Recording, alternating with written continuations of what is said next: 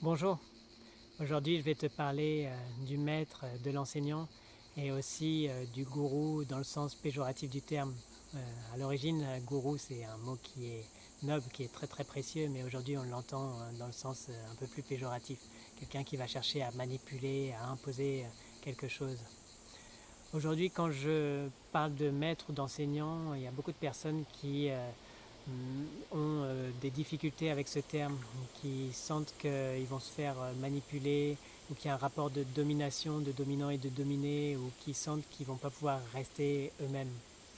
Et c'est dommage d'entendre le mot maître, enseignant dans ce sens-là.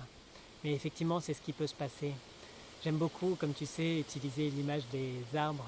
Donc, on va imaginer que moi je suis un bel arbre, un cerisier par exemple, et que l'enseignant ou le gourou dans le sens péjoratif du terme est un poirier. Et ce qui va se passer, c'est que si cet enseignement est dirigé par l'ego, eh bien ce poirier va essayer d'imposer son image de poirier et il va essayer de me transformer, de me faire à son image.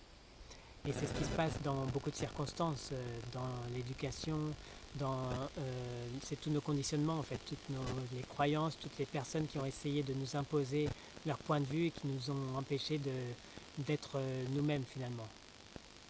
Donc ça c'est l'enseignement dans le sens péjoratif, mu par l'ego, dirigé par l'ego, quelque chose qui va nous être imposé mais qui ne va pas correspondre nécessairement à ce qu'on a besoin, à ce qui nous correspond.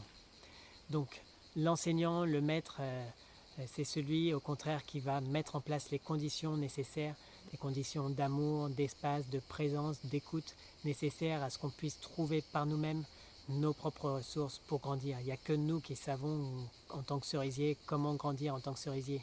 Donc lui en tant que poirier, il ne sait pas forcément ce qui va nous correspondre, mais par contre il va pouvoir mettre l'espace d'écoute, l'espace d'amour autour de nous pour qu'en tant que cerisier on trouve nos propres ressources pour pouvoir nous épanouir.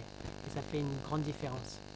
Dans un côté, dans un sens, on est dépendant de la vision du maître, du gourou, et de l'autre, on va être autonome. Dans un sens, on va être dépendant de sa vision, de sa façon de voir, des choses qu'il va pouvoir nous dire, et de l'autre sens, on va pouvoir accéder nous-mêmes à notre vision, à la vision, à la source. Voilà, donc j'espère que tu vois bien la différence que ça fait. Et autant dans un sens, effectivement, ça peut être très dangereux, on peut perdre de vue qui on est, on peut essayer de grandir en devenant quelque chose d'autre que ce qu'on est réellement, ça c'est très délicat.